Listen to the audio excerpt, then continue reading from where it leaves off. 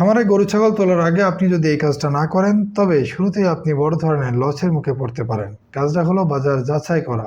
আসসালামু আলাইকুম। আজ আপনাদের সাথে শেয়ার করব হাটের অভিজ্ঞতা এবং কেন খামার শুরু করার আগে আপনাদের হাটে আসা জরুরি তা নিয়েও আলোচনা করব ইনশাআল্লাহ। এই হাটটি বসে প্রতি শনিবার আর বুধবার। সাধারণত সকাল 8টা-9টা থেকে পুরোদমে বেচা কেনা শুরু হয়, আর আমি যখন পৌঁছালাম তখন দুপুর গড়িয়েছে, তাই ভিড় কিছুটা কম। তবে দেখুন, এখনো ট্রাক লোড করা হচ্ছে। এখান থেকে ছাগলগুলো চলে যাচ্ছে ঢাকা, চট্টগ্রাম সহ দেশের বড় বড় শহরগুলোতে। হাটে আসা মানে শুধু কেনা নয়, বরং ব্যাপারীরা কিভাবে দামাদামি করছে আর কোন জাতের ছাগলের দাম কেমন সেটা কাছ থেকে দেখা।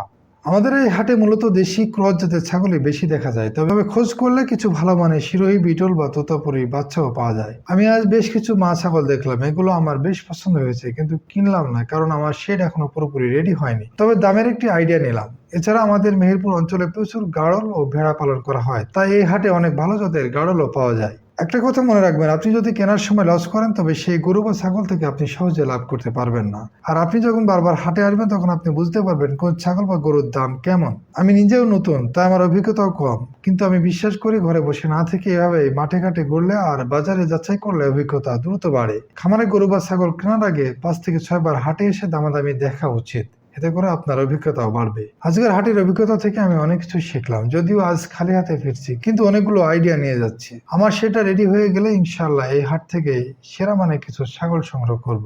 আমার লক্ষ্য একটি লাভজনক ও আদর্শ খামার গড়ে তোলা। আপনারা সবাই আমার জন্য দোয়া করবেন যেন আমি সততার সাথে এই পথে সফল হতে পারি। আপনারা যারা ছাগল বা গরুর খামার শুরু করতে যাচ্ছেন তারা আমার ভিডিওগুলো দেখতে পারেন, তাহলে আপনিও নতুন কিছু আইডিয়া পাবেন। সেগুলো হয়তো আপনার খামার করার ক্ষেত্রে কাজে লাগতে পারে। দেখা হবে আগামীকাল নতুন কোনো ভিডিও নিয়ে। আল্লাহ হাফেজ।